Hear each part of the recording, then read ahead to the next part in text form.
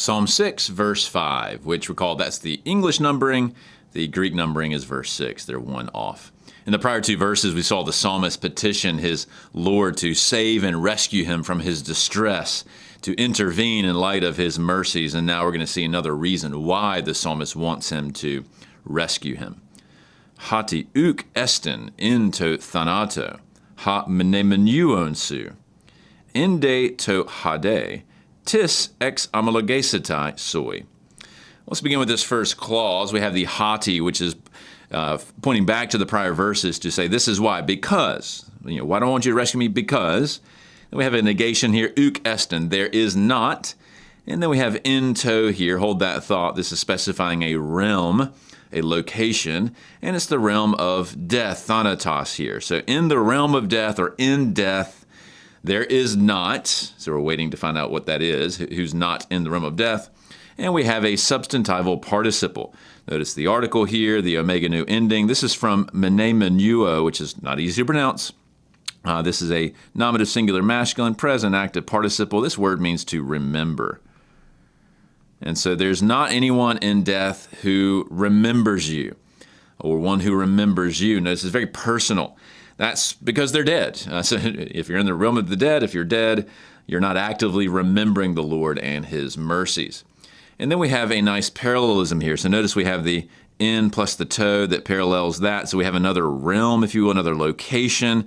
And so you see that parallelism here. And then the verb here, I've indented to show you that parallelism. So in de to, and I wouldn't translate this de here as but. This would just be and. It's moving the ball forward a bit. What's the next location? Hade here. This is from Hades, which, as you can probably tell, that's Hades.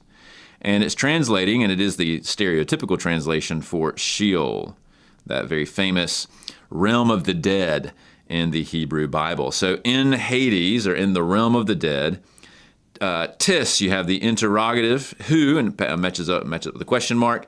And then the verb here is ex homologesetai, which is from ex homologeo, and that means to confess. It can be used for something like confessing sin, but in this case, it's confessing like we might on a Sunday morning, making a claim about the faithfulness of God. We're confessing in that sense.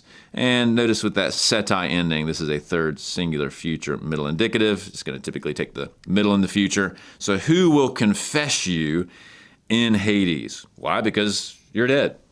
And so Psalm 6:5 is expressing one of the reasons why he desires to be rescued by his Kyrios is because if the Lord lets him die, in this scenario, how will he confess and praise and remember his name? Something like that. Now, on this Thanatos and Hade here, I just want to point to two different places we see Hades show up in the New Testament of several, and I don't think this particular verse is reflected in these. This is just a broader use of that word because Hades is used a lot in the Greek Old Testament.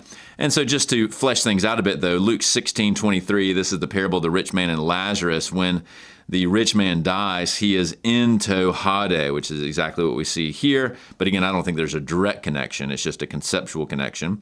And he's in torment. He's lifting up his eyes. He sees Abraham, he saw Abraham and Lazarus at his side. So that would be the heavenly realm of blessedness in this intermediate state.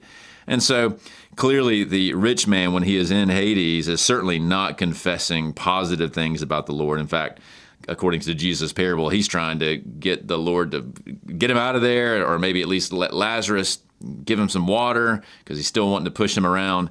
And so it's clearly not a realm of praising and remembering God in a positive sense. And then this pairing of Thanatos with Hades shows up in Revelation 20. You see death in Hades, Thanatos and Hades, giving up the dead who are in them, who were dead and weren't obviously confessing and praising the Lord, and they were judged. That is the unrighteous.